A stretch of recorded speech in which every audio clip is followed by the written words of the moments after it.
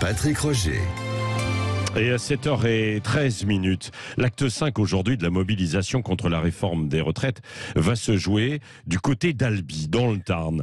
Nous sommes avec Christophe Ramon, qui est président du département du Tarn. Rebonjour à vous. Pourquoi, selon vous, donc, Albi et le Tarn choisis par les leaders syndicaux pour manifester aujourd'hui leur opposition à la réforme des retraites ? Oui, je crois qu'il y a plusieurs éléments. Le premier, on est dans la patrie de Jaurès, donc c'est un symbole fort pour la gauche et nos syndicats, notamment suite à la grève des verriers et des mines à Carmaux. C'est aussi le fait qu'il y ait eu beaucoup de mobilisation lors des premiers actes contre cette réforme de retraite. On était plus de 20 000 dans la rue il y a encore quelques jours. Et puis aussi, je crois que c'est le symbole d'une France périphérique, d'une France qui se lève tous les matins pour travailler, qui encaisse beaucoup ces dernières années, qui subit et qui aujourd'hui a simplement envie de se faire entendre. Ouais, c'est ça. Donc, résultat, on va venir de tout le département à Albi aujourd'hui, hein.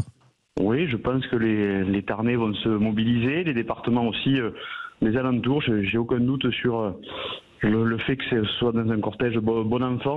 On a l'habitude ici d'être très respectueux des institutions, mais là, je crois qu'on a en face de nous un gouvernement qui est un petit peu sourd, une réforme qui est relativement injuste. Donc, il est temps aussi que le gouvernement entende ce qui se passe dans les territoires, comme les nôtres, où on a l'habitude effectivement de se battre et où on sent une profonde injustice sociale aujourd'hui. Mais est-ce que le Tarn se porte mal, si mal que ça, Christophe Ramon ?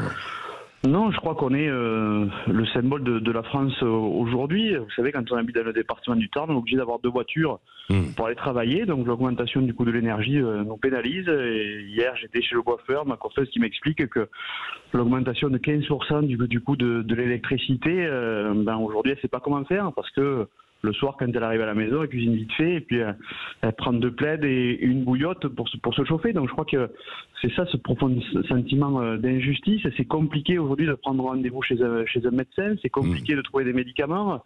Donc on a le sentiment de payer toujours plus pour moins de services. Donc il est temps effectivement que le gouvernement, au-delà de cette crise des retraites, entende ce profond malaise dans nos territoires. Voilà, c'est ce que vous dites, Christophe Ramon. À travers vos exemples là, que vous venez de citer, ce n'était pas lié à la réforme des retraites. C'est un mal plus profond. Vous pensez que justement la mobilisation, tous les Français qui sont descendus dans la rue jusqu'à présent, le soutien plutôt à ce mouvement vient de là, d'un malaise en fait de notre société et de notre économie plus généralement. Oui, je crois qu'effectivement, les deux sont liés. Vous savez, les gens ont envie d'espoir, d'espérance. On est catastrophé de voir ce qui se passe à l'Assemblée nationale avec ces députés LFI qui ne sont pas à la hauteur des enjeux. On a envie de vrais débats à l'Assemblée nationale et on se sent un petit peu déconnecté. Et on a envie de se faire entendre pour créer un véritable espoir et que aussi nos concitoyens se reconnaissent dans la politique. Ouais. Aujourd'hui, ils sont désabusés par ce qui se passe, désabusés aussi par l'attitude de nos représentants nationaux et je crois que ça fait le lit aussi du Rassemblement national, donc il ne faut pas sombrer au découragement. Il est temps que le gouvernement entende. Je crois que Jaurès disait il faut comprendre le réel pour aller vers l'espoir, mais aujourd'hui c'est ça, il faut que le gouvernement comprenne vraiment cette réalité, arrête cette réforme pour redonner de l'espérance dans nos territoires. Est-ce que vous êtes d'accord avec Emmanuel Macron ? En tout cas sur un point, c'est qu'il a dit hier, les oppositions ont perdu la boussole. Non, je ne crois pas. Les oppositions, elles sont divisées. On a les élus aussi que l'on mérite, mais je pense qu'il est absolument nécessaire de refonder notamment la gauche. On ne peut pas rester avec une gauche assimilée à la France insoumise. Dans nos territoires, on a besoin d'une gauche du fer qui est dans l'action, qui agit et qui redonne de l'espoir beaucoup plus pragmatique. On ne peut pas être dans l'outrance perpétuelle et aller dans cette surenchère. Donc, je crois qu'on fait le lit du Rassemblement national. Au contraire, il faut qu'on ait une gauche respectueuse de nos concitoyens, à l'écoute, dans le dialogue, et qui crée cette espérance. On peut très bien le faire sur la réforme des retraites. Il y avait d'autres voies de financement possibles qui auraient pu être étudiées par le gouvernement. Je crois qu'on attend de nos représentants nationaux justement qu'ils fassent attendre une autre voie, d'autres perspectives sur cette réforme des retraites. C'est vrai qu'effectivement, quand on voit que les 500 familles les plus riches en France ont passé leur patrimoine de 200 milliards à 1000 milliards en 5 ans, on peut effectivement se rendre compte que taxer de manière un petit peu plus forte ces familles-là, eh bien, ça recrée de la justice fiscale et ça recrée aussi un sentiment d'appartenance à la France et à ses valeurs. Oui. Christophe Ramon, un dernier mot, parce qu'aujourd'hui, les projecteurs vont être braqués sur Albi.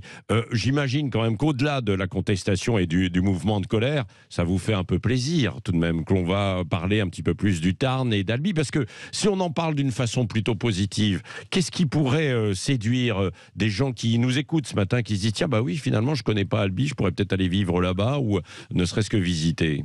Je crois qu'effectivement, c'est le plus beau département de France. On a la chance d'avoir Albi classé à l'UNESCO. Oui. On a une multitude de paysages. C'est une douceur de vivre aussi. Je crois qu'on manque de revenus pour nos habitants, mais après, on a cette chance-là d'avoir un patrimoine exceptionnel, des villages magnifiques, mais il faut aussi qu'en termes d'aménagement du territoire, on fasse confiance aux élus locaux pour nous donner les moyens afin de continuer à ce que, quand on vit dans le Tarn, on ait la même qualité de service que dans des métropoles. Arrêtons d'avoir une vision un petit peu trop parisienne, faisons confiance au territoire pour justement on continue à améliorer la qualité de vie. Moi, c'est ce qui m'anime en qualité d'élu local, c'est de pouvoir trouver des médecins en zone rurale, de pouvoir aller un petit peu plus loin aussi pour accompagner nos seniors, parce que la vraie question demain, c'est comment on permet à nos seniors d'être dans des EHPAD de qualité, de lutter contre la dépendance. Ça aussi, je crois, quand on parle des retraites, il faut arriver à se projeter un petit peu plus loin.